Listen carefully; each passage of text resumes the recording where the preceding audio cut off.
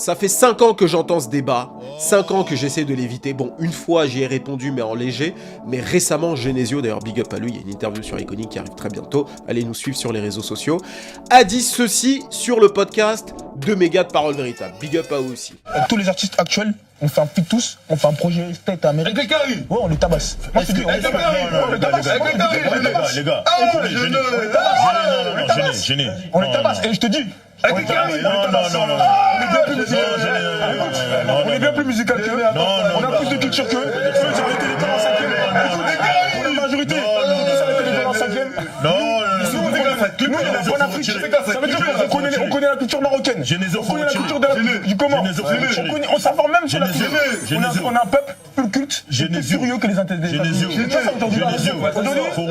Disclaimer, tout le monde pense qu'il pense. Genesio préfère le rap français, je trouve ça totalement normal. Alors, en tant que rappeur français, je peux totalement comprendre que tu te dises « Hey, on est meilleur que les carrés ». Je peux totalement le comprendre. Parce que moi-même, si je me trouve dans la situation où je dois parler avec des carrés et qu'on doit comparer les deux, il se peut que je mente devant eux et que je dise qu'on est les meilleurs, d'accord? Mais en France ici, je me dois d'être honnête. Ensuite, l'idée, ça va être de simplement donner mes arguments. Voilà, donc je peux commencer. Alors, suite à ces propos, la toile s'est enflammée. Ça a créé des débats, ça a parlé partout, à gauche, à droite, tout ça, du bruit. Et je me suis dit au début, Chris, tu vas pas réagir. Ne réagis pas, t'es déjà le quinri, tu vois, donc tu vas pas encore réagir à tout ça. Laisse ça passer, ok? Et continue ton sujet sur Blueface vs Creation et ton vlog sur Atlanta qui doit sortir déjà depuis quelques temps. Mais en fait, j'ai vu tellement de choses être dites que je me suis dit, et tu sais quoi?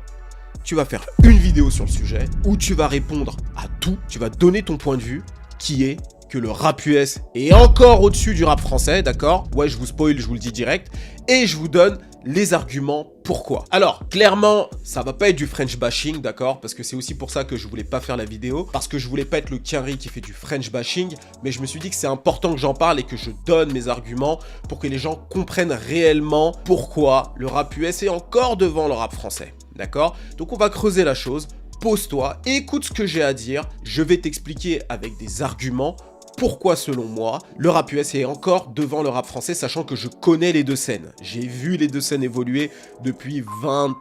Oh putain, je commence à être vieux. Depuis presque 25 ans. 25 ans, je sais plus. Depuis 2000, quoi. Ouais, 25 ans. Merde. Bref, sans plus attendre, on y va. Alors, première chose, lorsqu'on dit le rap français tabasse le rap US, on se base sur quoi exactement? Alors déjà, si on doit parler des chiffres, d'accord, de la taille des marchés, tu vas déchanter. Déjà, les ventes, c'est mort. Les succès et les ventes, c'est pas du tout les mêmes ordres de grandeur. Et c'est totalement normal. Quand tu regardes nos méga stars en France, comme Gims par exemple, il a 18,6 millions d'auditeurs mensuels sur Spotify, ce qui est énorme, d'accord? D'ailleurs, Ciel est le plus gros hit de cette année selon Spotify. De l'autre côté, tu as Drake, qui est, on va dire, l'équivalent, qui est pop et rap, à 80 millions d'auditeurs par mois. Alors cette différence ne veut pas dire que Gims est moins talentueux que Drake. Loin de là, ça veut simplement dire que les deux artistes n'évoluent pas sur le même marché. D'accord? C'est d'ailleurs pareil pour le rap. Tu prends Ninho qui a 7,7 millions d'auditeurs par mois contre Lil Baby qui en a 30 millions, d'accord? Et donc c'est pas une question de talent, c'est une question de taille de marché, d'accord? Les artistes français évoluent dans le marché francophone. D'abord la France et ensuite le marché francophone. Donc le marché francophone,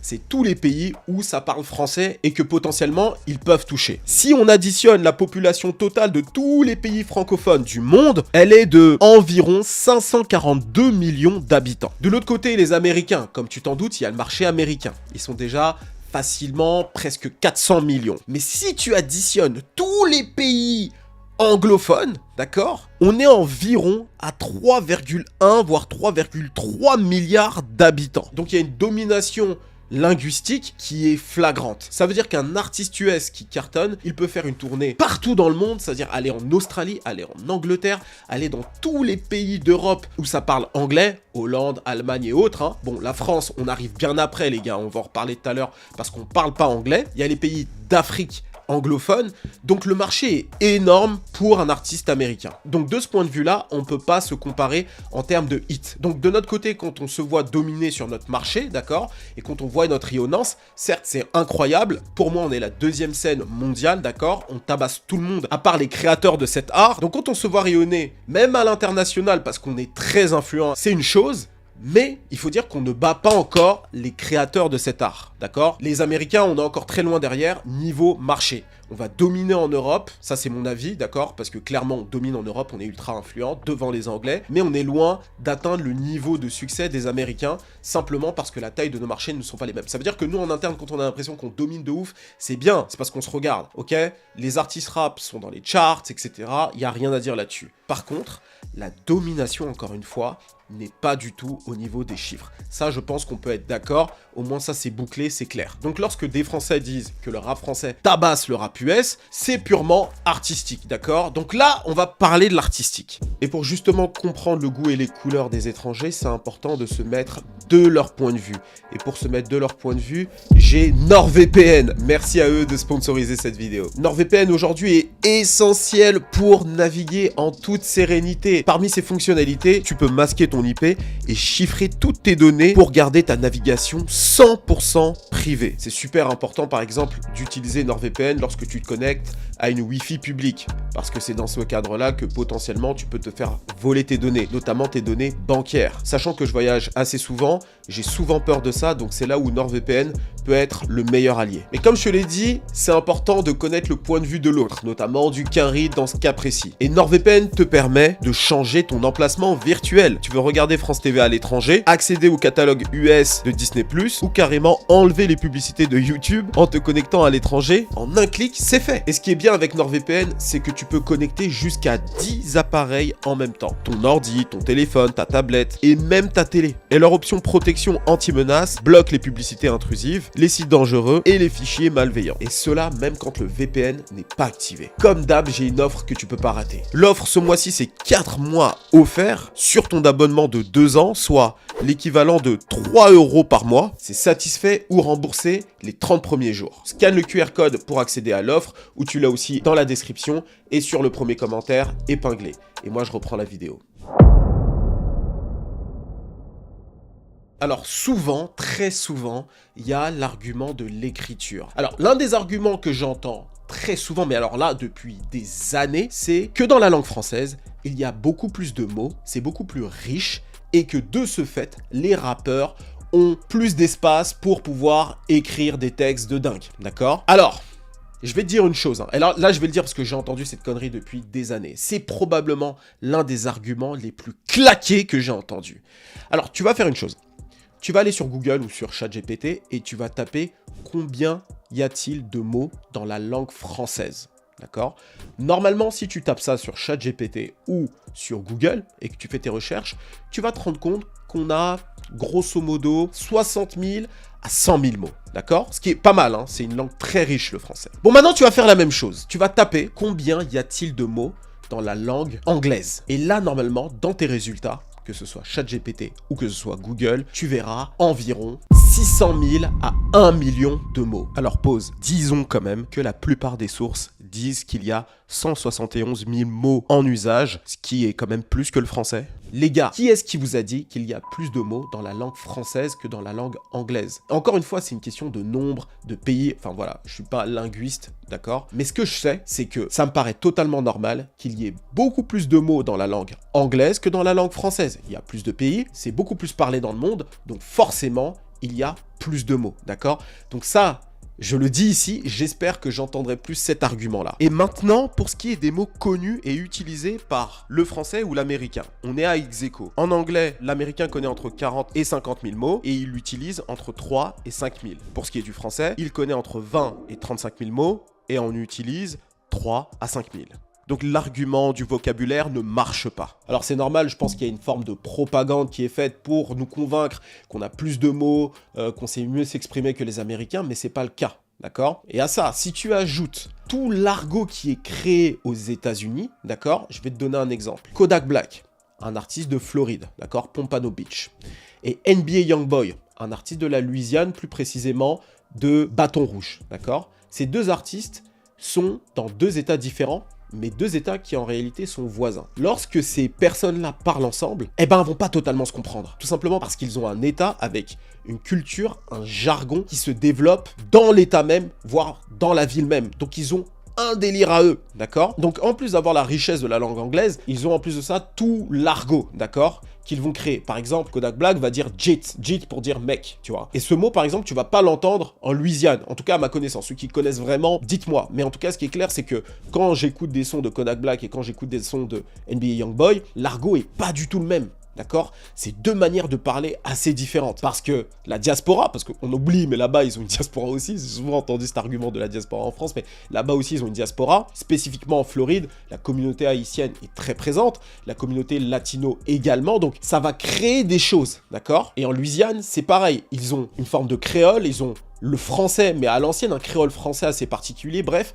Donc c'est des cultures complètement différentes.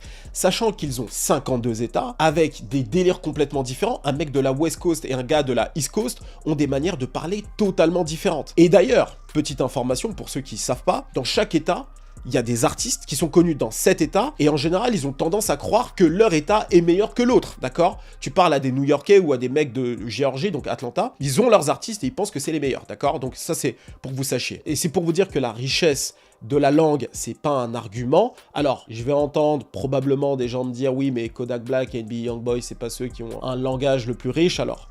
J'y réponds direct que si tu dois comparer avec la nouvelle scène française rap, je pense que c'est l'équivalent, d'accord, en termes de lyrics. On va pas dire que c'est les plus riches en termes de vocabulaire, d'accord? Donc cet argument-là, je pense qu'on peut le mettre de côté. Alors maintenant que cet argument de la richesse de la langue est balayé, on peut parler des textes. Alors pour ce qui est des rappeurs français de la nouvelle génération, c'est-à-dire que, allez, nouvelle génération, je suis gentil, on va dire entre 2015 et aujourd'hui. Très clairement, c'est pas le fort de la plupart des artistes. Il y en a quelques-uns qui vont se démarquer avec leur écriture. Je pense notamment, allez, si on met dans la génération 2015, tu vas avoir du Damso qui sait très bien écrire. Tu vas avoir du SDM après qui sait très bien écrire. D'une certaine manière, je trouve que Niska écrit très bien, d'accord? Tu vas avoir aussi SCH qui est vraiment bon en écriture aussi. Mais c'est pas le fort de ces nouveaux artistes. D'accord? Donc l'écriture pour moi, alors ça c'est purement de l'appréciation, mais c'est aussi de la technique, si je dois comparer avec les générations précédentes, d'accord? Tu prends la génération, on va dire, entre 2010 et 2015, rap français, tu prends Caris, qui écrit extrêmement bien, tu prends Orelsan, on va dire qu'il a explosé en 2010 à peu près, c'est une dinguerie également, les Nekfeu, excellent aussi, mais déjà la nouvelle génération, si tu dois la comparer en termes d'écriture aujourd'hui, et surtout dans le rap français, très honnêtement, si tu prends entre 2020 et aujourd'hui, c'est pas le fort des artistes. On va dire que c'est le flow, c'est les mélodies, c'est toutes ces choses-là, mais c'est pas l'écriture. Dans le rap français, effectivement, tu prends les artistes des années 90, 2000, ouais, il y a du texte, il y a de la profondeur, il y a de la technique, d'accord? Là-dessus, il n'y a pas à dire. Je pense sincèrement que, ouais, les artistes de cette époque-là, dans le rap français, écrivaient super bien, et ils avaient une manière aussi d'apporter les choses, très souvent, qui était vraiment à la française, que j'apprécie tout particulièrement. Maintenant, je vais vous dire sincèrement, en termes de technicité, en termes de double, triple, voire quadruple sens, j'ai rarement été aussi impressionné que les Américains, très sincèrement. Et je vais prendre un artiste qui, depuis quelques années, je sais pas trop pourquoi, je crois savoir pourquoi, c'est parce qu'il est maxé aux US, donc forcément en France, on comprend pas l'anglais et on a tendance à lui taper dessus, est incroyable en écriture, et il faut qu'on en parle ici. Il s'agit de Jay-Z, d'accord? Jay-Z, vous savez que je l'aime beaucoup. Ça fait un moment qu'il a pas sorti de morceau, mais l'un des derniers morceaux qu'il a sorti, c'est God Did. Et God Did, c'est une dinguerie en termes d'écriture. Et quand je dis en termes d'écriture, je vais pas juste me limiter au fait qu'il se soit posé avec un stylo et qu'il ait écrit ses lyrics. Ce qu'il faut savoir, c'est que Jay-Z et pas mal de rappeurs US, c'est également le cas de T.I. ou de Lil Wayne, ils vont pas freestyler, d'accord? C'est souvent ce qui est mal compris en France, c'est-à-dire qu'ils vont prendre le micro et freestyler devant le micro, d'accord? Non, Jay-Z ne va pas faire ça, il va juste écrire dans sa tête, d'accord? Donc il va être comme ça, en train de répéter des trucs, et en fait il va être en train d'écrire dans sa tête tout le texte qui va pondre, d'accord? C'est comme ça qu'il a fait Blueprint, c'est comme ça qu'il a fait Reasonable Doubt, tous ses albums, tous ses sons, tout le monde le sait. Même Travis Scott, qui est d'une autre génération, qui a eu l'occasion d'aller en studio avec Jay-Z, l'a dit. Ok, je pensais que c'était un mythe, mais j'ai été en studio, j'ai vu Jay-Z faire, effectivement, il écrit pas ses textes, il vient préparer avec tout en tête, et il recrache tout. I've been in the studio with Jay-Z, dog, and at first I was never like the biggest Jay-Z fan, bro, because I thought like the freestyle thing was a myth, but bro, that must be cool. This dude, I've never seen him pick up a pen. This makes no sense. This dude's freestyling the whole album with facts, though. Et c'est exactement ce qu'il a fait pour un morceau comme God Did, qui est juste une dinguerie, mais vraiment une dinguerie en termes d'écriture. Je vais pas tout vous faire ici parce que ça va être chiant, et forcément quand je vais le faire, vous allez vous dire « Ah, vas-y, Max, nanana, etc. » Donc ça sert à rien que je fasse tout, mais je vais juste vous raconter comment le morceau a été fait. Je vais revenir sur quelques punchlines, je vais me servir de l'interview de Young Guru.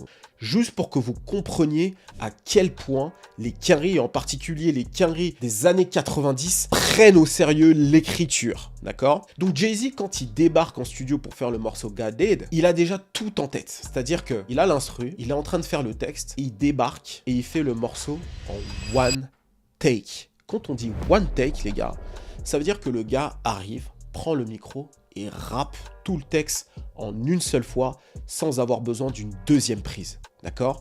Donc il va tout rapper d'un coup comme ça. Donc la performance, elle n'est pas juste sur le produit fini, elle est sur tout le processus, comment il va se préparer, etc. et ce qu'il va faire en studio. C'est-à-dire que quand tu es en studio avec un Jay-Z, tu assistes à une performance hors du commun, tu vois. Et donc, il recrache tout son texte, c'est une dinguerie.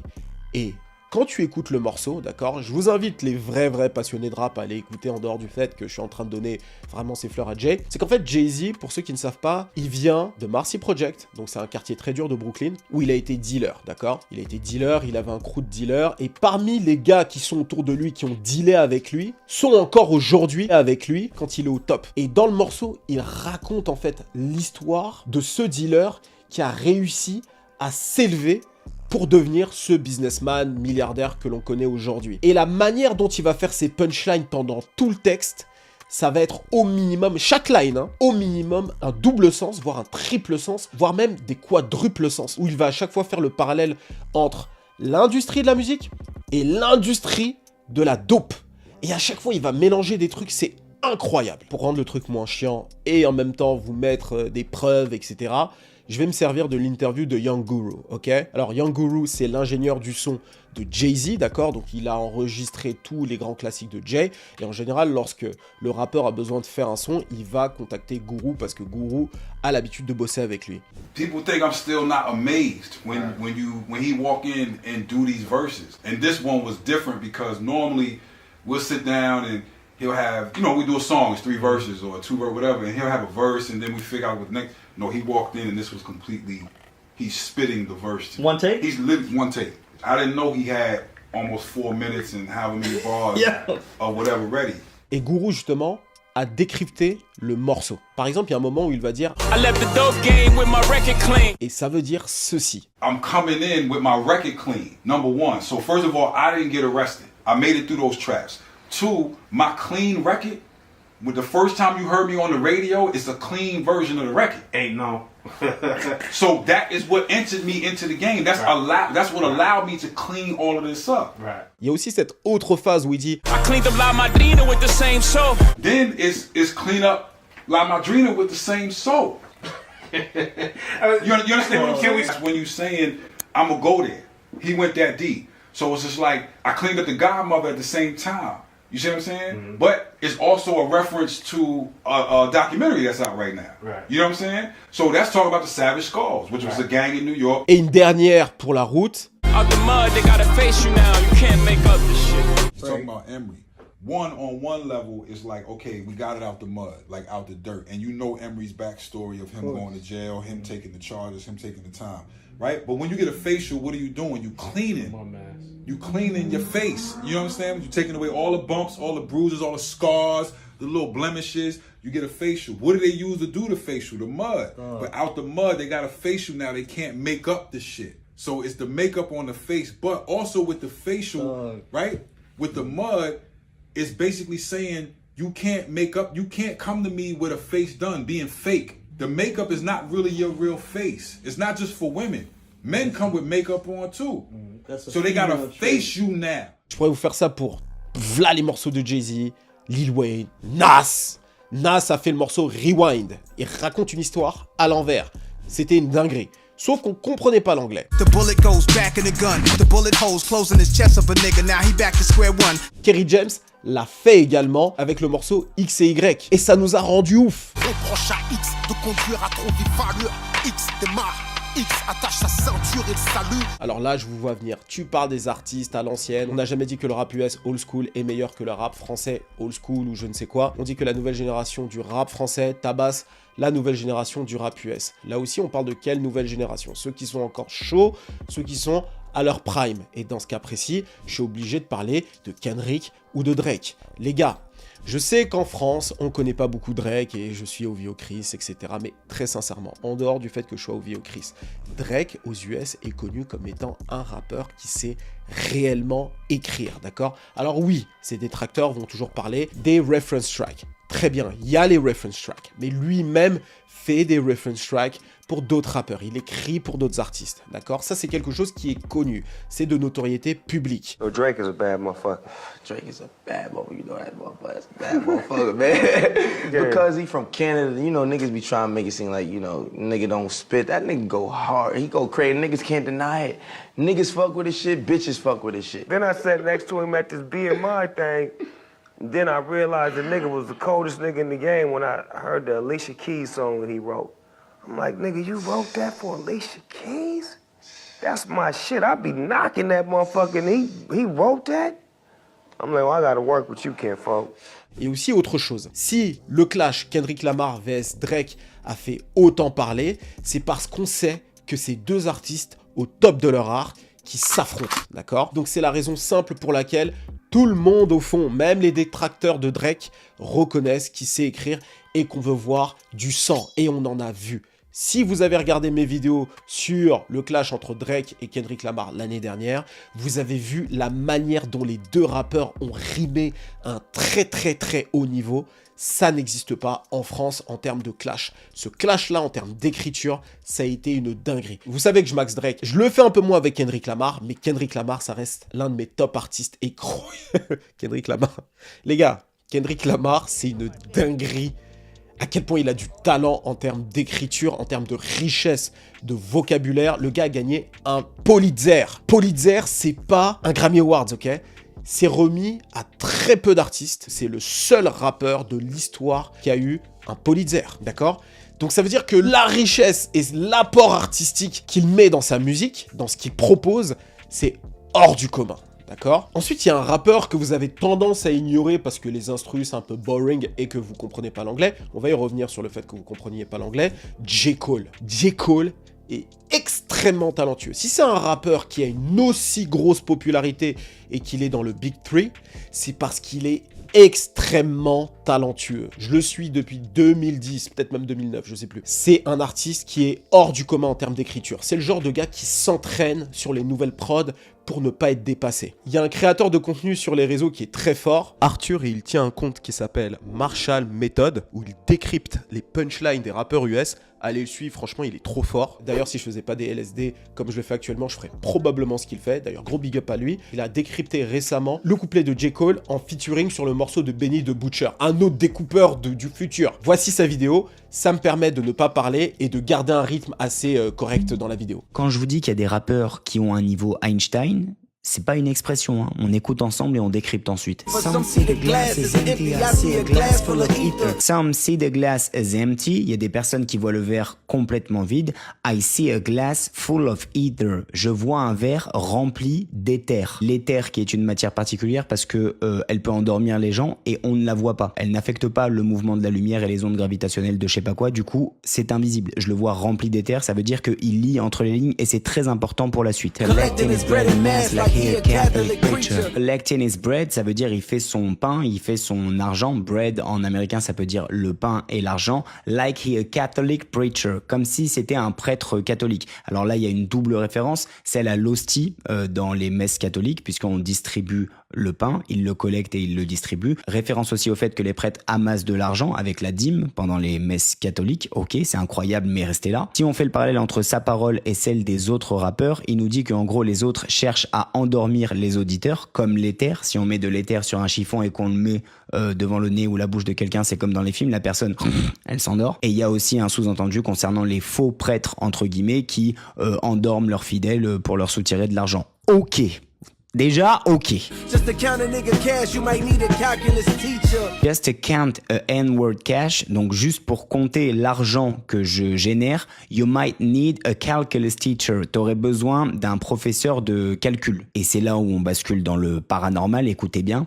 Eureka, Einstein on the brink of the theory of relativity, really no MC equal. Eureka, une formule popularisée par les scientifiques, je crois que c'était Archimède, mais on l'attribue à Einstein, bref, peu importe, ça veut dire j'ai trouvé un truc de ouf les gars. Einstein on the brink of the theory of relativity. Je me sens comme Einstein sur le point de découvrir la théorie de la relativité. E égale MC2. Really, vraiment, sérieusement, je vous parle sérieux. No MC equal. Feel me? Il y a aucun MC qui m'égale. D'accord, mais écoutez-moi bien. Really, no MC equal. Real, I, E, MC, MC, equal. E égale MC2. Mais je vous connais, vous allez me dire t'inventes, t'exagères, t'abuses, faut doser, alors écoutez-moi bien. Déjà quand il dit pour compter mon oseille t'aurais besoin d'un prof de calcul, Albert Einstein, en plus d'enseigner l'algèbre et le paddle, il enseignait quoi? Le calcul. Dans E égale MC2, le M c'est la masse, collecting is bread in mass. Le C dans l'équation, c'est la vitesse de la lumière. Avec quelle matière il a travaillé Einstein pour découvrir E égale MC2? L'éther. Alors encore une fois, certains rappeurs français tabassent les quinries. Mais vous pouvez pas dire les rappeurs français écrivent juste mieux que les rappeurs US. Je vais continuer dans mes exemples. Allez écouter G.I.D. Je peux vous donner des exemples encore plus récents. Allez écouter Benny the Butcher. Allez écouter Joyner Lucas. Vous savez quoi? Allez vraiment écouter Joyner Lucas. Fuck le reste. Je peux vous donner d'autres exemples. J'ai fait une liste. J'ai mis Kodak Black, Lil Baby parce qu'aussi ils écrivent bien. Mais bon, ça c'est un débat pour une autre fois. Allez écouter Joyner Lucas et son morceau Broski. Je vous raconte l'histoire du morceau. Ça va être beaucoup plus simple pour vous ensuite d'aller l'écouter et de l'apprécier. Alors c'est l'histoire d'un mec qui a réussi dans l'industrie de la musique. Et donc il s'agit de Joyner Lucas. Quand il réussit, il emporte tout son entourage avec lui. Et comme vous pourrez le voir dans le clip, il a invité tous ses proches à un dîner luxueux pour célébrer sa réussite. Et parmi ses proches, il y a son meilleur ami qui malheureusement a beaucoup moins bien réussi dans la vie. Il est passé par la case prison, par beaucoup de galères, etc. Mais cet ami qui a réussi là dans le rap a décidé de le garder dans son entourage. Et dans le clip, ce que vous allez voir, c'est le point de vue, le moment, je dirais même, où cet ami qui a moins réussi porte un toast à son ami qui a réussi.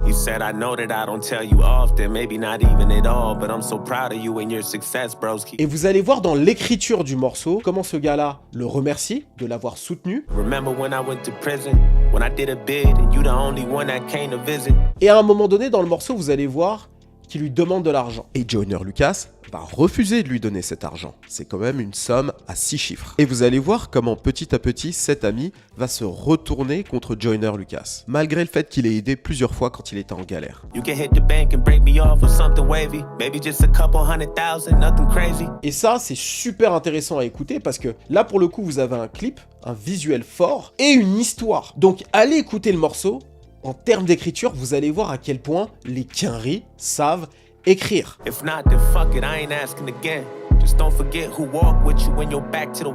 Donc là, je vous donne des exemples et j'essaie de vous faire découvrir des morceaux. Ce morceau est ultra connu, hein. Il a cartonné, il est sorti il y a 2 ans et c'est une dinguerie. Mais je sais que les Français ont besoin d'un visuel fort et d'une histoire pour adhérer à un morceau et comprendre qu'il est bien écrit. Donc allez l'écouter. Et là, encore une fois, on parle de nouvelle génération, d'accord? Donc on parle pas de l'ancienne génération, Nas ou quoi, on parle des artistes maintenant.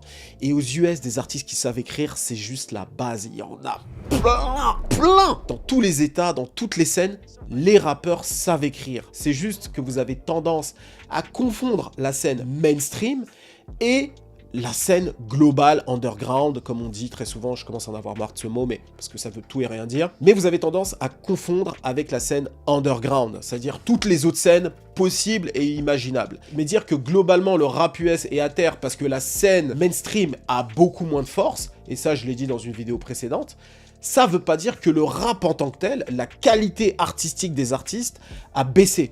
Ça veut juste dire que les rappeurs ont beaucoup plus de mal à s'aligner sur les besoins du marché pop mainstream et qu'ils ont tendance plutôt à faire de la musique pour leur propre communauté, pour des gens qui les comprennent réellement. Dans le même style qu'un Jules va faire de la musique pour les gens qui comprennent vraiment sa sonorité et qui vivent la même réalité que lui, NBA Youngboy va faire exactement la même chose. De la musique pour les gars du trenches, les YNs comme on dit, hein, les young niggas, les youngins, des quartiers, de la street, parce qu'ils vont comprendre le point de vue de NBA Youngboy. Et ni Jul, ni NBA Youngboy veulent être spécialement compris par plus de monde.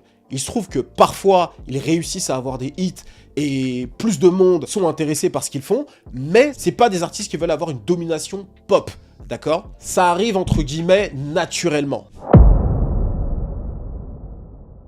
Alors maintenant que j'ai fini avec les textes, on va parler d'habilité pure au rap. Alors, je vais me baser sur mon vécu, d'accord? Que ce soit ici ou aux US. En France, les mecs savent rapper, il n'y a pas de problème, etc. Mais il n'y a pas une culture profonde du rap. Dans le sens où, aux US, rapper, c'est d'abord savoir improviser. D'accord? Donc par exemple, dans les films que vous avez regardés, vous avez souvent vu ce moment à la cantine où les mecs se mettent à faire un beat et tu dois te mettre à rapper, d'accord? Ça, c'est quelque chose de réel. Et là, le mec va dire « Allez, rappe !»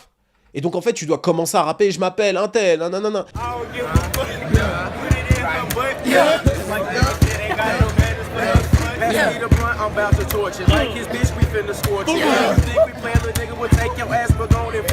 Et en fait, c'est un truc qui est vraiment plébiscité là-bas. Et très souvent, d'abord, avant de savoir écrire des textes, etc., c'est d'abord savoir improviser. C'est d'ailleurs pour ça que quand tu te balades à New York, par exemple, tu vas avoir des mendiants qui vont te proposer de rapper contre une pièce. D'ailleurs, Tory Lanez, je me rappelle qu'il faisait partie de ces mendiants qui rappaient contre une pièce, tu vois, ou qui vendaient leurs CD dans la rue, tu vois. C'est quelque chose que tu vois encore aujourd'hui aux US, tu vois. C'est... Je vais te montrer que je suis le meilleur rappeur, tu m'écoutes contre une pièce, bam, il va te freestyler un truc, il va te dire un truc, ensuite il va te demander une pièce. Tu vois, ça c'est un truc qui arrive à New York, qui n'arrivera jamais en France, parce que ça fait pas partie de la culture profonde de nos quartiers, tu vois. C'est juste, il y a des mecs dans les quartiers qui rappent, qui sont bons, mais le freestyle, l'improvisation, le rap, c'est pas quelque chose qui est profond chez nous. Et cette culture de l'improvisation, tu l'as aussi, par exemple, aux Caraïbes. C'est quelque chose qui est beaucoup plus développé. Et ce qui est très intéressant, c'est qu'en plus d'avoir cette culture de l'improvisation, ils ont aussi cette culture de la scène. C'est quelque chose qui est très connecté, à mon avis. J'ai encore un peu de mal à l'expliquer, mais c'est d'abord savoir improviser, rapper, performer, incarner ton rap, et ensuite, oui, tu vas écrire et aller en studio et enregistrer. Alors, troisième chose très importante, en France, on est ethnocentré. C'est-à-dire que on ne comprend pas l'anglais. Ce qui veut dire qu'un Français, peu importe ce qu'il fait, que ce soit un comédien, que ce soit un rappeur, que ce soit un influenceur, peut se permettre encore aujourd'hui, en 2025, d'aller pomper ce qui se passe aux US et de recracher exactement ce contenu-là en français sans qu'on sache qu'il est allé pomper un quinri. Ouais, tout simplement, on ne comprend pas l'anglais. Et dans ce cas de figure, ça veut dire qu'on a l'impression que tout ce qu'on fait ici en France, c'est neuf, c'est nouveau. Or, en réalité, on est allé pomper ce qui se fait à gauche, à droite, d'accord? Donc les plus malins vont aller pomper, vous le recrachez et vous allez croire qu'on est des créateurs, des innovateurs ou quoi. Alors c'est pas forcément pomper, hein, ça peut être s'inspirer. Tu vas aller t'inspirer de ce qui se passe à New York, tu vas aller t'inspirer de ce qui se passe à Los Angeles et autres. Et toi, quand tu vas voir ton rappeur français le faire en premier, tu vas te dire « Ah ouais, putain, c'est neuf, c'est ouf, ah ce flow, cette rime, etc. » Or en réalité, on est simplement allé pomper ce qui se passe aux US. Et ça, c'est un truc qui me foudroie parce que ça arrive tellement souvent et même en 2025 on continue à se faire avoir par ça. D'ailleurs, tu sais, il y a quel autre pays qui est ethnocentré? Les Américains, les Japonais, voilà, des cultures comme ça en fait qui vont se regarder que le nombril. Tu vois, par exemple, les Quinri, ils ne savent pas ce qui se passe en Europe. Tu sais, pour eux, Paris, la France, c'est un peu pareil. Enfin, tu vois, je vais pas dire tout le monde encore une fois, mais il y a des Quinri qui pensent comme ça, tu vois. Enfin, je sais pas, je vous apprends rien hein, quand vous regardez les micro-trottoirs aux US et tout, c'est des dingueries, d'accord? Eh ben, en France, on est un peu pareil. On a un peu plus de culture générale quand même. Je nous donne ça. D'ailleurs, tu remarqueras une chose, hein. Les meilleurs rappeurs français, écoute-moi bien, les meilleurs rappeurs français maîtrisent la scène Quinri. Ils connaissent les artistes, ils connaissent quels sont leurs meilleurs albums, ils ont poncé leurs albums, ils ont même étudié les artistes, se sont imprégnés de ce qu'il y a de bien là-bas et l'ont incorporé à leur style propre. Si tu regardes bien tous les rappeurs français qui cartonnent le plus, vous leur demandez « Hey, Nous, on regarde ce qui se passe là-bas, parce que là-bas, vas-y, il y a un tel. Tous les rappeurs, hein, que ce soit de l'ancienne génération, de la nouvelle, c'est toujours la même chose. C'est rare que des rappeurs français purement francophones excellent sans regarder ce qui se passe outre-Atlantique. Le seul qui me vient en tête comme ça, qui ne regarde pas ce qui se passe aux US et qui cartonne, allez, j'en ai deux en tête, c'est Jul et Nino. Alors, je sais même pas si Nino regarde pas la scène US, mais j'ai l'impression qu'il calcule pas. Mais c'est peut-être les seuls. En général, tous les autres, les Damso, les Dossé, les Booba, tous les rappeurs, les Lafune, tous ces rappeurs-là ont des bases Quinry qu'ils ont ensuite adaptées à la scène française. Ensuite, les productions. Alors, pour ce qui est des productions, c'est le seul point où je vais vraiment être nuancé. Alors, quand tu prends les beatmakers français des années 2000, ils avaient beaucoup moins accès à ce qui se fait en termes de production là-bas. Donc, ce qui fait que les producteurs ici devaient adapter, créer un style propre à la scène française.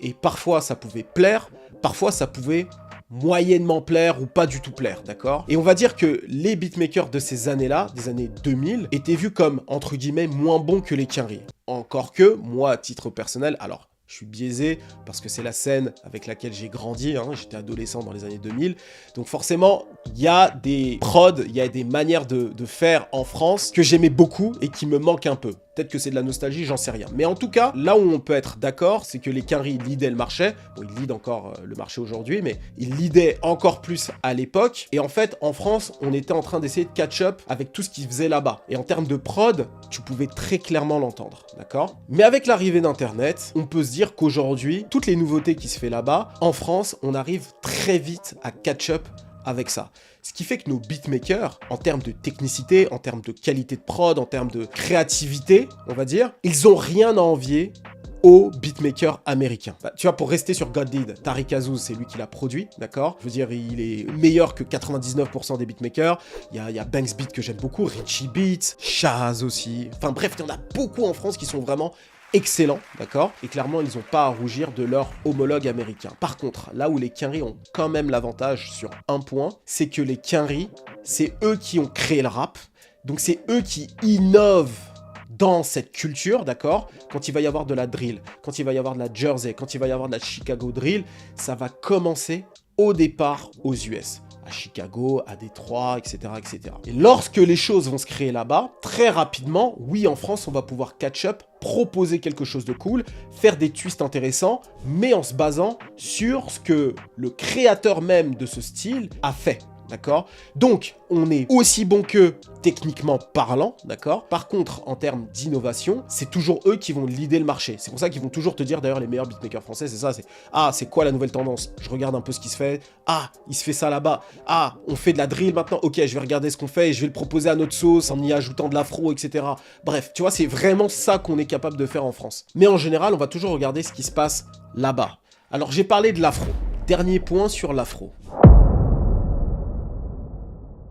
Ce que j'entends souvent, c'est aujourd'hui notre musique est plus riche parce qu'on a la musique africaine avec nous. Alors, quand j'entends ça, je me dis oui, effectivement, notre musique est plus riche, mais c'est pas notre rap qui est plus riche, c'est globalement notre musique, notre scène, d'accord? Par exemple, il y a un débat très intéressant. Moi, j'adore Tiakola. Musicalement parlant, je le trouve très bon. Mélo, pour moi, est l'un des meilleurs albums qui soit sorti ces dernières années. BDLM, pareil. Enfin, il a créé quelque chose d'unique avec la mélo, d'accord? Mais il y a quelques années, sur Twitter notamment, je voyais un débat passer autour du fait que Tiakola n'est pas un rappeur, ok? Donc c'est un débat. Donc on discute aujourd'hui en France du fait que Tiakola soit potentiellement plus un chanteur qu'un rappeur. Pourquoi? Parce que justement, il a apporté cette dimension mélodique à sa musique. Et d'ailleurs, je mettrais Genesio dans cette même catégorie, RSCO dans cette même catégorie, des artistes qui vont apporter cette dimension mélo, Prototype et bien d'autres, d'accord? Donc ce style-là très particulier, qui est d'ailleurs pour moi l'un des meilleurs trucs qu'on ait pu avoir ces dernières années dans la musique française, hein, et ben, les artistes de cette scène-là ne sont pas considérés par les rappeurs traditionnels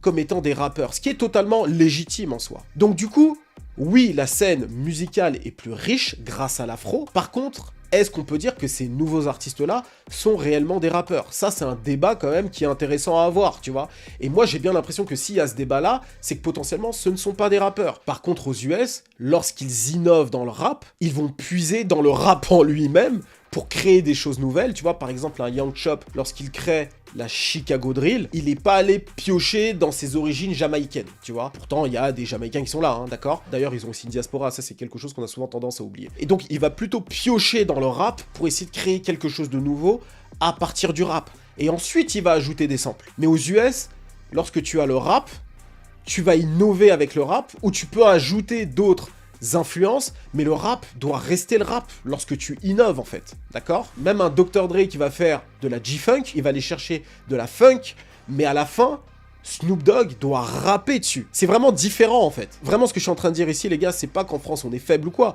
on est excellent, encore une fois on est la deuxième scène, je trouve qu'on est extrêmement influent, on vient très loin et je pense qu'on a encore beaucoup de choses à proposer, mais je trouve juste que les comparaisons des deux scènes devrait même pas avoir lieu en réalité, tu vois. On est trop fort, on se trouve trop fort, c'est bien, je pense que c'est une bonne chose, mais en réalité c'est incomparable sur plein de points. Et d'ailleurs j'ai essayé de te les expliquer ici. Donc aux US, quand ils innovent avec leur scène rap, ils vont pas aller chercher leur diaspora en fait, ils vont innover dans le rap parce que pour eux, le rap est suffisamment riche pour tenter des choses nouvelles. Nous, on a une culture qui est d'abord de nos pays respectifs. Par exemple, nous les Congolais, on a une culture musicale qui est extrêmement riche. Et d'ailleurs, je vais faire un parallèle intéressant. De la même manière que quand tu vas à la Kin, tu vas voir dans la rue des petits chégués en train de danser et en train de chanter, etc. comme si c'était inné.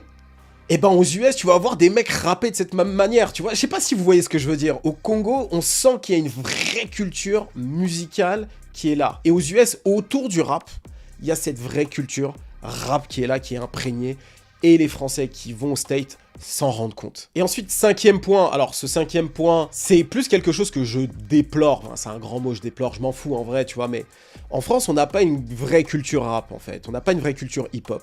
On a des gros kiffeurs de rap, d'accord? On est encore une fois la deuxième scène après les US. Pour moi, on tabasse les UK. Et d'ailleurs, la vraie conversation doit se faire là-bas, contre les UK, d'accord? Parce que eux, pour le coup, on peut se comparer en termes de scène, en termes d'artistes et tout. Mais bon, c'est un débat pour une autre fois, peut-être. Mais en France, on n'a pas une grosse culture. Tu vois, par exemple, quand tu vas à Los Angeles, tu vois des murales de Nipsey Hussle, de Snoop Dogg et d'autres artistes qui ont marqué la scène de la ville, d'accord? Quand tu marches dans les rues, quand tu écoutes dans les voitures, tu vois vraiment la musique est imprégnée absolument partout et aussi sur toutes les tranches d'âge, d'accord? Par exemple, quand j'étais à Atlanta, tu vas voir des grandes affiches de So Def, tu te dis « Ah ouais, non mais en fait, ces labels que j'ai vraiment kiffé, tu les vois encore sur des bigs affiches, tu vois, c'est comme si, je sais pas moi, tu circules dans Paris et tu vois une putain d'affiche de Rec 118 ou de Awa, tu vois, c'est quelque chose qui est très fort là-bas, qui est marqué dans le paysage, tu vois. Par exemple, je sais pas, tu te balades dans le 17e arrondissement, tu devrais avoir des murales de XV Barbare, des putain de murales avec la grosse tête de Leto qui a marqué vraiment l'arrondissement, tu vois, du côté de Porte de Saint-Ouen. Tu vas dans le 93, tu dois avoir normalement des murales de Mac Taylor, tu vois, des choses comme ça. Et ça, tu l'as pas en France parce que la culture rap, c'est nous qui l'incarnons, donc nous les kiffeurs de Peura. Et depuis très longtemps d'ailleurs, en France, même si on domine, on voit bien que le rap est un peu mis de côté. C'est pour ça qu'il y a eu pas mal d'initiatives comme Les Flammes par exemple, parce qu'on sent que la culture rap en France, elle est pas à la hauteur de son impact, que ce soit au niveau des corporations, des entreprises et tout ça, mais aussi au niveau de la population, de comment les gens vivent la culture hip-hop. Parce que quand je te parle de mural, par exemple, eh ben ça sous-entend qu'il y a des graffeurs, tu vois. Quand je te parle de rapper dans la rue, ça sous-entend que tout le monde sait plus ou moins rapper, tu vois, c'est un peu ça, quoi. Alors, petite chose importante que je tiens quand même à ajouter, alors c'est pas parce que le rap US dans sa globalité est toujours devant le rap français, ce qui est logique étant donné encore une fois que c'est eux les créateurs, que les rappeurs français, dans leur généralité, se font tabasser par les Quinry, d'accord? Par exemple, Caris, avec son album Or Noir, défonce tous les projets de Chicago Drill depuis son existence. Voilà, ça c'est mon avis, par exemple. Ce qu'il a produit en termes de qualité sonore, hein, il sort cet album, je crois, en 2013, c'est l'époque où il y a la Chicago Drill, Chief Keef et compagnie. Aucun de ces petits a réussi à produire un album aussi qualitatif, d'accord? On parle beaucoup d'Or Noir, mais Le Bruit de mon âme et les autres aussi sont très bons. Mais ce que je veux dire, c'est que c'est pas parce que t'es Quinry que t'es meilleur qu'un Français. T'es meilleur pour les autres raisons que j'ai évoquées. Donc ça, c'est important de le dire. Donc voilà mon point de vue. Donc voilà pourquoi le rap US est devant le rap français. Et normalement, ça devrait pas être un problème, ça devrait pas être un débat. Parce que, comme le dit Balou, on se demande pas si la scène reggae de Jamaïque est meilleure que la scène reggae de, je sais pas moi, de l'Angleterre, tu vois. On se pose pas cette question parce que ça vient de là-bas et parce que les gens transpirent cette musique. Alors, je suis certain que cette vidéo va faire beaucoup parler. N'hésitez pas à donner votre avis avis en commentaire, soyez polis, hein, on parle de musique, ok, il y a R. Donc dites ce que vous pensez dans les commentaires, n'oubliez pas de liker la vidéo et de la partager à des gens qui sont intéressés par le sujet. Encore une fois, c'est dans la paix et dans l'amour, parce que les gens des fois ont tendance à péter un câble pour ces sujets-là. Mais voilà, je vous ai donné mon point de vue, c'est je pense la dernière fois, du moins j'espère la dernière fois que j'en parlerai, parce que comme je parle pas beaucoup de rap français, en général quand j'en parle, j'ai envie de big up le rap français. Voilà, c'est comme ça que je vois les choses. Donc n'oublie pas de liker, commenter, de partager un maximum, n'oublie pas de nous suivre sur les réseaux sociaux, d'accord? On met en avant des promotions, et pour ceux qui sont intéressés par NordVPN, le QR code est juste ici. L'offre est aussi en description et sur le premier commentaire. Profitez dès maintenant de l'offre. Faites-vous plaisir, ok? Et pour ceux qui sont intéressés par les contenus business et création de contenu, ça se passe sur notre newsletter et sur ce QR code qui apparaît ici dès maintenant, d'accord? Tu scannes, tu t'inscris au formulaire et tu recevras tous nos contenus business, toutes les actualités autour de nos conférences en ligne, autour de la création de contenu et du business, nos ateliers, bref, tout ce qu'il y a autour de ça. Donc voilà, c'était Chris d'Iconic pour te servir. On se dit à très bientôt. Cheers!